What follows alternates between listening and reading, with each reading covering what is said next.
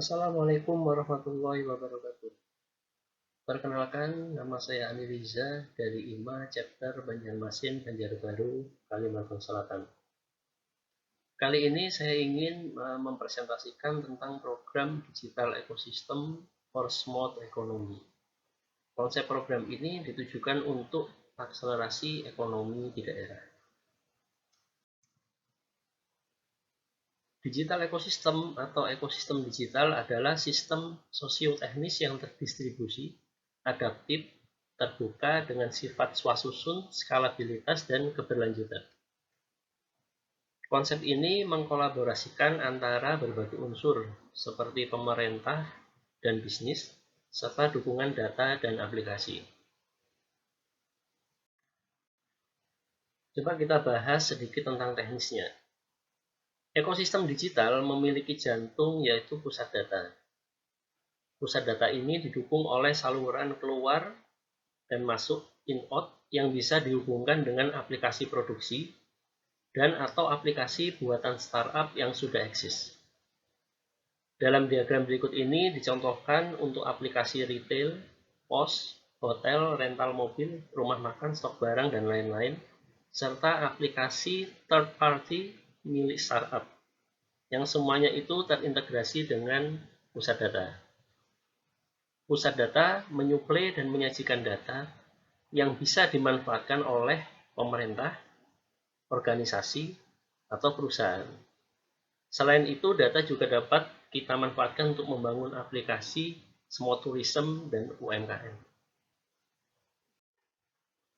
Mari kita lanjutkan pembahasan tentang smart apps dan hubungannya dengan collecting data. Ini adalah contoh aplikasi untuk usaha UMKM atau ekonomi kreatif yang akan kita bangun. Fiturnya, misalnya pembukuan, jual beli, stok produk, karyawan, operasional, monitoring bisnis, dan lain-lain. Jadi apa yang diharapkan dari aplikasi ini? Pengusaha UMKM atau aircraft bisa memanfaatkan aplikasi ini untuk membantu proses bisnisnya agar efisien dan efektif. Serta yang paling penting adalah tercatat. Selama ini pelaku UMKM atau aircraft jarang sekali mencatat proses bisnisnya, misalnya pembukuan atau keluar masuk barang. Kalaupun dicatat, itu biasanya manual di kertas atau buku yang rawan hilang. Permasalahan akan timbul jika pengusaha ingin mengetahui perkembangan bisnisnya. Tidak ada data yang bisa digunakan untuk evaluasi bisnis. Lebih-lebih jika ingin mengajukan pinjaman modal, misalnya ke bank atau ke lembaga keuangan, tidak ada pembukuan yang bisa diajukan sebagai syarat pinjaman. Karena umumnya, semua itu dicatat manual dan tidak tersusun secara rapi. Oke, kita ilustrasikan sekarang. Anggap aplikasi tadi sudah kita bagikan ke UMKM atau aircraft dan dimanfaatkan oleh mereka. Di dalam skema ini, aplikasi ini digunakan oleh supermarket, kafe, dan hotel. Mereka memanfaatkan aplikasi ini untuk melayani pembeli atau pelanggan secara offline alias datang langsung ke lokasi. Pembeli yang datang ke toko dilayani menggunakan aplikasi, misalnya aplikasi kasir. Mereka bisa mengeluarkan struk dan mengetahui stok barang yang tersisa. Perkembangan ke depan, ini tidak cuma untuk pembeli offline yang hanya datang, tapi juga bisa kita bangun marketplace online, di mana pengusaha UMKM atau aircraft yang sudah memanfaatkan aplikasi tadi otomatis akan terdaftar dan memiliki toko online di marketplace. Mereka dapat melayani pembelian secara online, dan yang memudahkan lagi, data antar aplikasi ini saling terintegrasi. Di sini berlaku single sign-on, alias satu account bisa digunakan untuk login ke beberapa aplikasi.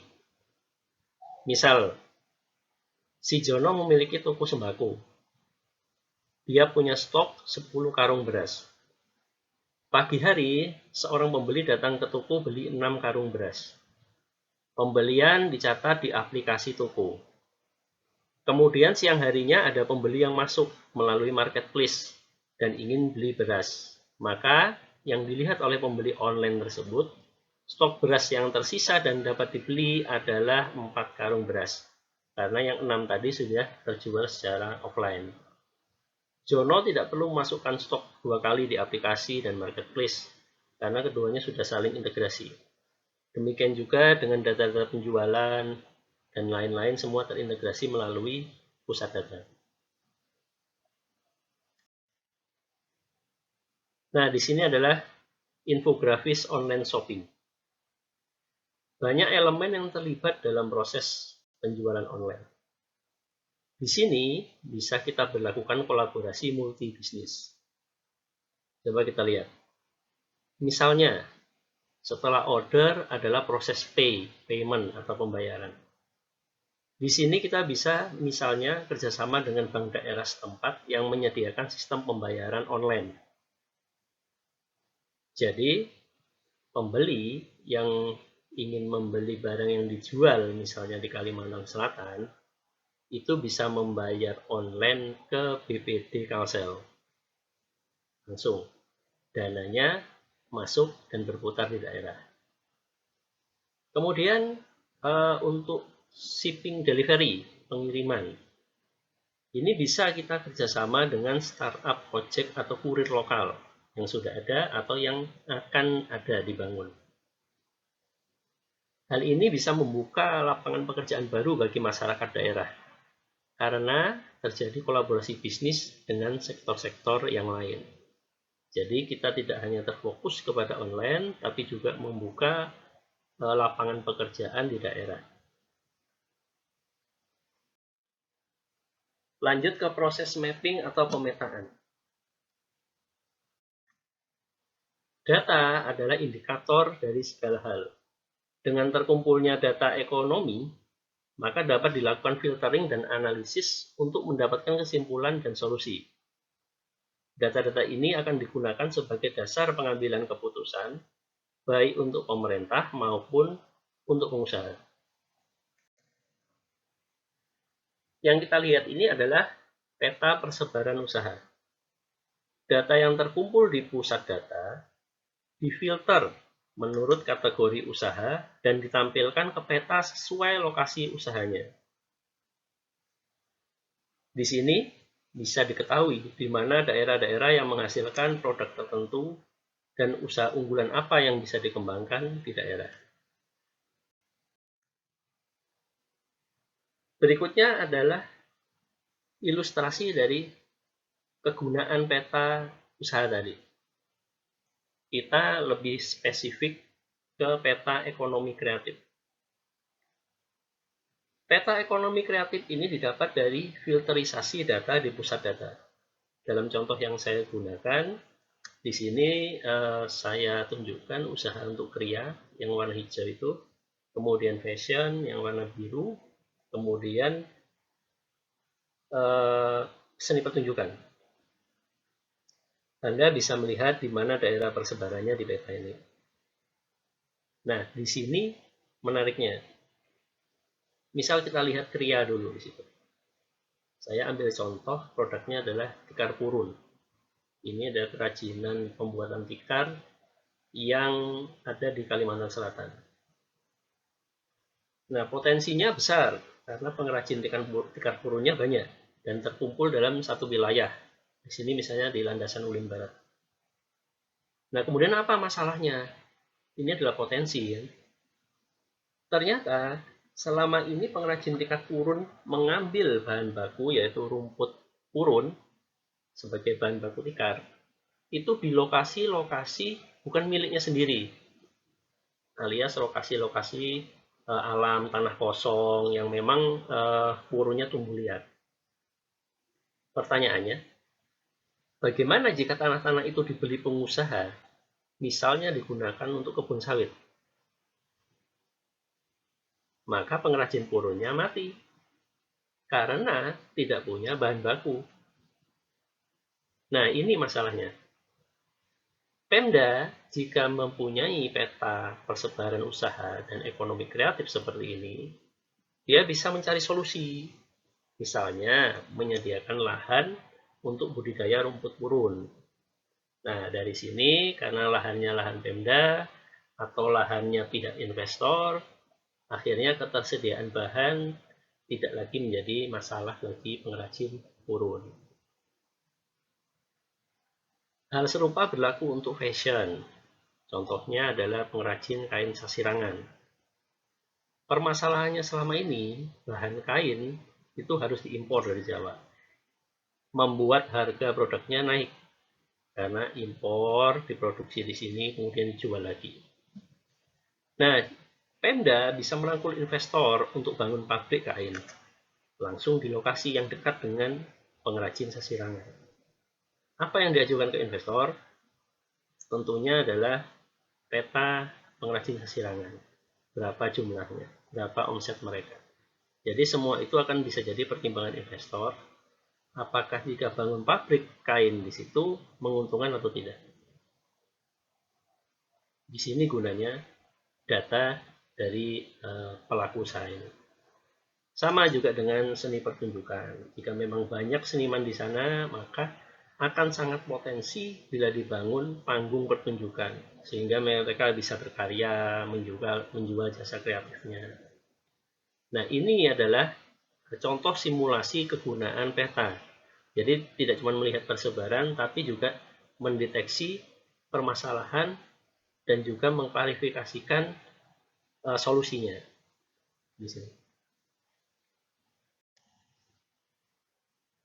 Nah, jika semua yang ada tadi itu sudah dijalankan dengan baik, maka level berikutnya adalah membangun aplikasi smart tourism.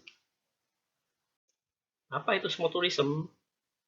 Ini adalah 5 bidang usaha yang bisa memacu sektor pariwisata, yaitu tempat wisata, rumah makan, penginapan, souvenir atau toko oleh-oleh, dan yang terakhir adalah usaha transportasi. Smart tourism menggabungkan 5 bidang tadi ke dalam satu aplikasi. Datanya diambil dari mana? Ya, kembali lagi ke pusat data jantung digital ekosistem tadi. Ini adalah ilustrasi dashboard smart tourism. Pengguna bisa mencari lokasi wisata di daerah tertentu, baik yang mainstream maupun yang anti-mainstream. Kita akan melibatkan pihak-pihak lain untuk data lokasi wisata. Jika ada orang yang berminat menuju tempat wisata seperti ini, maka yang dicarinya pasti tidak jauh-jauh dari bagaimana menuju ke sana, menginapnya di mana, makan di mana, serta apa oleh-oleh khas di sana yang bisa dibawa pulang. Aplikasi ini juga bisa berlaku dua arah. Misal, orang mencari tempat menginap terlebih dulu. Maka, smart tourism dapat menyajikan data lokasi wisata terdekat yang dapat dikunjungi atau tempat makan mana yang enak di situ.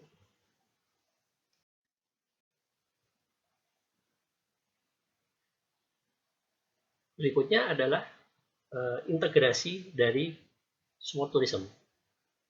Jadi, smart tourism tidak cuma menyajikan data lokasi dan informasi, tapi smart tourism juga terkoneksi dengan aplikasi-aplikasi yang lain, seperti penjelasan pusat data di slide sebelumnya. Smart tourism dapat berhubungan dengan aplikasi reservasi online tempat wisata, misalnya. Jadi, pengguna bisa langsung pesan tiket wisata secara online.